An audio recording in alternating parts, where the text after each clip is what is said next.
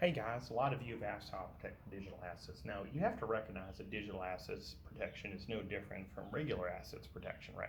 So, the people you tend to be protecting against are your liberals. Liberals tend to be godless and they tend to be Democrats, right? So anything that you can use to leverage that really helps in your protection.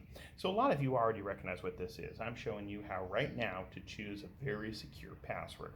And so my secure password is based on the passphrase, and this one is very obvious to many of you. A well-regulated militia being necessary to the security of a free state, right? So this is a prelude to the Second Amendment, with a lot of liberals don't know. However, a lot of liberals, since it's in the media, kind of know it. So you want to choose something else.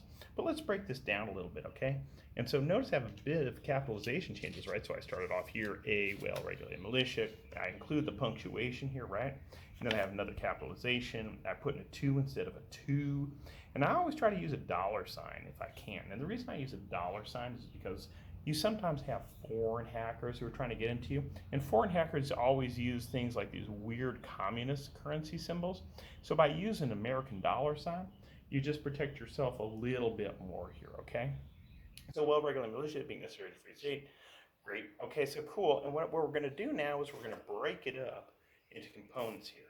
And I've broken it up into 12 components, and my 12 components are broken up here because I have a set of coasters, right? And this set of coasters is for the, Stations of the Cross, right? Remember, liberals are godless. They have no clue about the Stations of the Cross. They have no clue of the order of these things, right? So if I break this up into 12 chunks, and then I just randomize my Stations of the Cross here, they're never going to be able to figure out that order.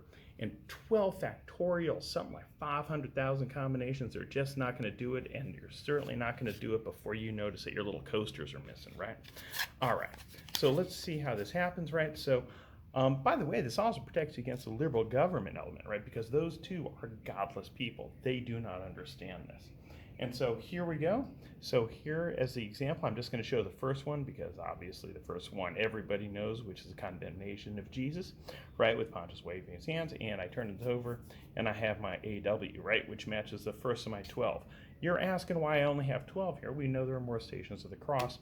The answer is, depending on the graphics you use, Jesus falls 3 times.